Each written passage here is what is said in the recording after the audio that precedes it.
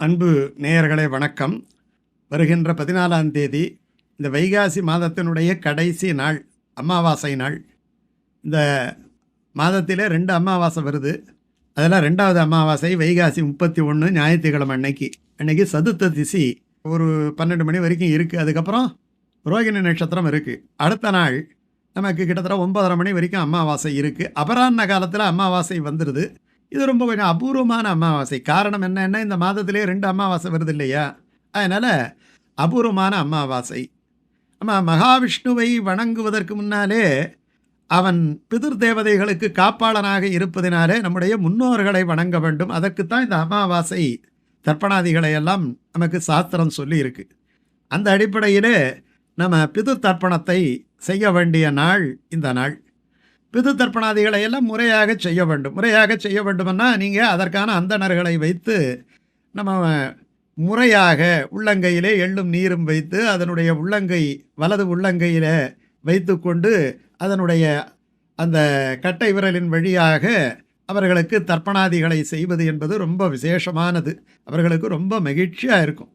அதற்கு பிறகு ததியாராதனம் நடத்துறது, இதெல்லாம் அன்றைக்கி செய்ய வேண்டிய ஒரு ரொம்ப விசேஷம். அதுக்கு அடுத்த நாள் பார்த்தீங்கன்னா சோம அமாவாசைங்கிறதால அடுத்த நாள் அமாவாசை இருக்குது. அதனால் அன்னைக்கு அஸ்வத்த நாராயணன் அரச மரத்திலே இருக்கிறான் இல்லையா, ராஜாமரம். இந்த ராஜாமரத்தின் அடியில் தான் 8 எழுத்து மந்திரத்தை திருமங்கை ஆழ்வாருக்கு சொல்கிறார். இதுவோ திருநகரி அப்படின்ட்டு சொல்கிறார் இல்லையா, இதுவோ திருமணங்கொல்லை.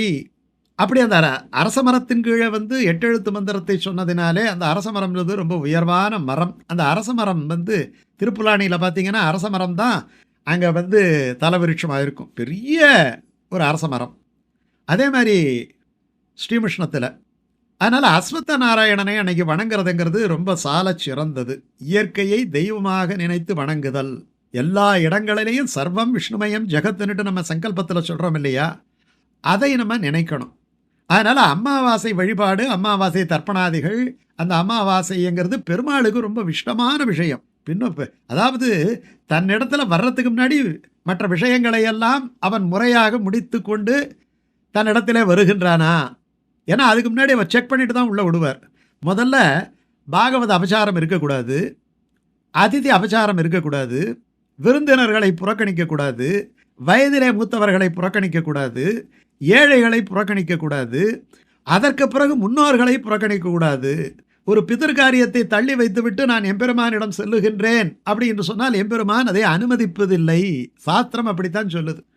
அதனால் முதல்ல விசாரிப்பான், உங்கள் முன்னோர்களுக்கெல்லாம் வேண்டியதையெல்லாம் செய்து விட்டாயா, வழிபட்டு விட்டாயா, அவர்கள் மனம் கொள்ளும் வகையிலே நடந்து விட்டாயா, அதே மாதிரி பாகவத அபச்சாரம் இல்லாமல் இருக்கிறாயா, இவ்வளவும் பார்த்துக்கிட்டு தான் பெருமாள் தான் இடத்திலே அந்த சேதனனை சேர்த்து கொள்வார். அதனால் சாஸ்திரத்தை மதித்து செய்ய வேண்டிய வழிபாடு இந்த அமாவாசை வழிபாடு. இது 2 முறை இந்த வைகாசி மாதத்தில் வர்றதால இது சிறப்பு. அடுத்த நாள் ஆனி மாத பிறப்பு வந்துடுது. அதில் மாத தர்ப்பணாதிகளை எல்லாம் செய்ய வேண்டும்.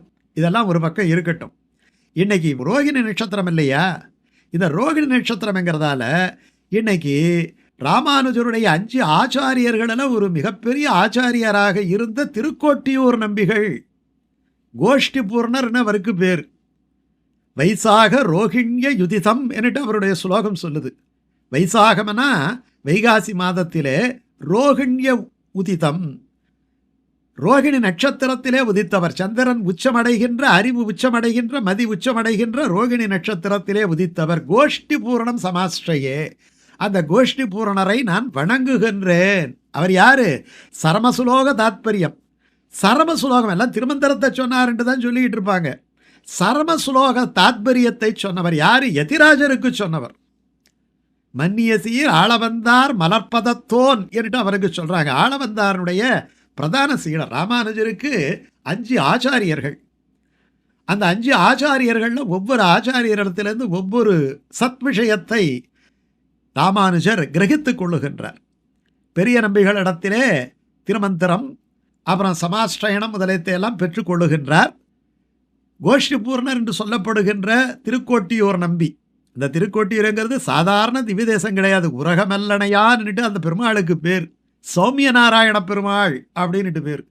நாவகாரியம் சொல்லிலாதவர் நாள்தோறும் விருந்தோம்புவார். பெரியாழ்வார் சொல்றார், நான் அகாரியம் செய்யாதவர்கள், கெட்ட பேச்சு, தேவையில்லாத பேச்சே பேசாதவர் தான் வைஷ்ணவர் என்கிறார்.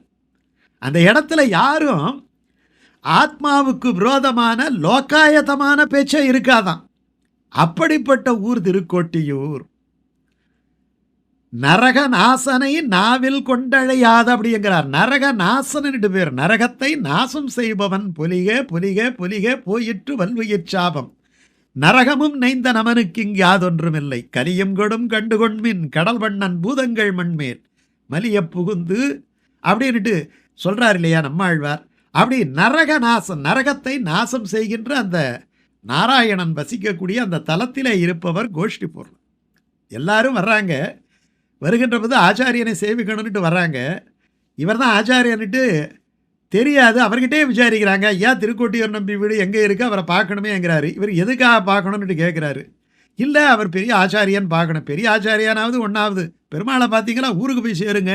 அவரை நீங்கள் ஏன் பார்க்கணும், அவர் ஒன்றும் அவ்வளோ பெரியவர் கிடையாதுங்கிறார். சொல்கிறவர் யார்? அவரே சொல்கிறார். நம்மளா இருந்தால் என்ன பார்க்க வந்தீங்களா, வாங்க பெருமாளை அப்புறம் பார்த்துக்கலாம், வாங்க வீட்டுக்கு நிட்டெல்லாம் வச்சுட்டு போவோம். அப்படி சொல்லலை அவர். அப்புறம் பார்த்தீங்கன்னா கோயிலில் முதல்ல இவருக்கு நிற்கிறார். நின்று அந்த இடத்துல அவர் தீர்த்தம் வாங்குகின்ற பொழுது இவர்தான் கோஷ்டி பூர்ணருங்கிறது தெரியுது. எவ்வளவு நைச்சியம் இவருக்கு! தன்னுடைய பெருமையை ஊரெல்லாம் சொல்லுகின்ற பொழுது தன் காது கொடுத்து தன்னுடைய பெருமையை கேட்க விரும்பாத ஒரு மகான் அல்லவா அவர். ஆள வந்தாரையே நினைத்து கொள்வாராம். அப்படிப்பட்ட கோஷ்டி பூர்ணருடைய அவதார நாள் இந்த நாள். விளக்குகளில் 2 விளக்கு உண்டு. ஒரு விளக்கு சர விளக்கு, ஒரு விளக்கு குத்து விளக்கு. இந்த குத்து விளக்கு கொண்டு போய் எங்கே வேணாலும் வச்சுக்கலாம். இன்றைக்கி இந்த இடத்துல ஒரு விசேஷம் நடக்குதுன்னா இந்த குத்து விளக்கு இங்கே ஏற்றலாம். அடுத்த நாள் அந்த ஹாலில் நடக்குதுன்னா அங்கே கொண்டு போய் வச்சுக்கலாம். ஆனால் தொங்குற சர விளக்கை மாற்ற முடியாது, அந்த இடத்துல தான் இருக்கும். ராமானுஜர் குத்து விளக்கு மாதிரி கன்னியாகுமரியிலேருந்து காஷ்மீர் வரைக்கும் எல்லா இடங்களுக்கும் போய் அந்த வைஷ்ணவத்தை பிரச்சாரம் பண்ணுறார். ஆனால் சரவிளக்கு திருக்கோட்டியூர் நம்பி இருந்த இடத்திலிருந்தே யாருக்கு என் சொல்லுகேன் அப்படின்ட்டு இருந்தார் இல்லையா. ஒருவனுக்கு கேட்கக்கூடிய மனநிலை இருக்கிறதா என்று தெரிந்து கொண்டு நம்ம என்ன பண்ணுறோம், ஒரு கல்யாண விருந்தில் சாப்பிட்றோமா சாப்பிடலையா, வாழை இலையை வச்சு 500 ரூபாய்க்கு ஒரு விருந்துன்னா எல்லாருக்கும் அதை படைக்கிறோம். அவங்க 4 இடத்துல 4 கல்யாணம் அட்டன் பண்ணிட்டு வந்தவங்க உட்கார்ந்து எதிர்த்து போங்கன்னு சொல்லும்போது வாழை இலையை உள்ள அத்தனை விருந்து பொருள்களையும் தூக்கி வீசக்கூடிய நிலையில் இருக்குது. அப்போ அது வீண்தானே. அதைத்தான் சொல்கிறார். உனக்கு நான் மந்திரத்தை ஏற்படுத்தி கொள்ளுகின்ற மனதிலே தாங்கி கொள்ளுகின்ற அந்த தகுதியும் அந்த பொறுமையும் இருக்கிறதா என்பதை பார்த்து பசி உள்ளவனுக்கு வழங்கினால் ருசி தெரியும் என்பார்கள். அதுபோல சோதித்து வழங்கியவர் திருக்கோட்டியூர் நம்பிகள். அவர் இந்த மந்திரத்தை கொடுத்துட்டு சொல்கிறார், யாருக்கும் சொல்லாதேங்கிறார். ராமானுஜர் பொறுக்க முடியல. என்ன மாதிரியே 18 முறை எல்லாராலையும் இப்படியெல்லாம் அவஸ்தைப்பட்டு மந்திரத்தை கேட்க முடியுமா? அதே நேரத்தில் அவனுடைய வாழ்நாளிலே இந்த மந்திரத்தை தெரிந்து கொள்ளாமல் நம்ம போய்விட்டோமே என்று நினைக்கக்கூடிய ஒரு நிலைமை வந்துவிட்டால் என்ன செய்வது? மறுபடியும் இந்த மானிட பிறவி கிடைக்கணும், வைஷ்ணவ பிறவி கிடைக்கணும், இந்த புத்தி இருக்கணும், தெரிஞ்சுக்கணும்னுட்டு இவ்வளோ வேணும் இல்லையா? ஏதோ ஆசைப்படுறான். ஆசை உள்ளோர்க்கெல்லாம் ஆரியர்கள் கூறும் அப்படின்ட்டு சொல்கிறார். சொல்லும் பொழுது ஆச்சாரியனுக்கு தெரிய வருது, உனக்கு சொல்லக்கூடாதுன்னு சொன்னனே, சொன்னால் நரகம் வரும்னு சொன்னனே. என்னார், வரட்டும், நரகம் வரட்டும், அதை பற்றி ஒன்றும் இல்லை. ஆனால் என்னால் சொல்லாமல் இருக்க முடியல. இத்தனை பேருக்கும் நன்மை கிடைக்கும், ஹிதம் கிடைக்கும் என்று சொன்னால் என்னால் சொல்லாமல் இருக்க முடியலையே. நான் என்ன சுவாமி பண்ணுவேன்? நரகத்தை நான் அனுபவிச்சுட்டு போகிறேன். ஆச்சாரியனுடைய கட்டளை மீறியது தவறு தான். அப்போ உடனே அவருடைய மனது நெகிழ்ந்து போகிறது. எம்பெருமானுக்கு இல்லாத கருணை, அடியனுக்கு இல்லாத கருணை உனக்கு இருக்கிறதே. எம்பெருமானை விட உயர்ந்த கருணை உனக்கு இருப்பதினாலே நீ எம்பெருமானார். இது அழகா சொல்றார். எம்பெருமானார் எனும் பேர் இயம்புமவன் வாழியே, தென்னணியாம் காசிபகோத்து இரத்தி உதித்தோன் வாழியே, திருக்குறுகை பிரான் எனும் பேர் திகழ வந்தோன் வாழியே, முன்னர் அரும்பெரும்பூதூர் முனிக்கு உரைத்தான் வாழியே, மொழிந்த திருக்கோட்டியூர் நம்பி முதுலகில் வாழியேன்னுட்டு அவருடைய வாழித்திருநாமம். இந்த வாழித்திருநாமத்தை நாம் சொல்லி இந்த அமாவாசையோடு அந்த திருக்கோட்டியூர் நம்பிகளுடைய திருமல தாள்களையும் வணங்க வேண்டும். அப்படி வணங்கினால் நமக்கு ஆண்டவனுடைய அனுக்கிரகம், முன்னோர்களுடைய அனுக்கிரகம், ஆச்சாரியனுடைய அனுக்கிரகம் எல்லாம் ஒன்றாக நமக்கு கிடைக்கும். அந்த வாய்ப்பை நாம் நழுவ விடக்கூடாது.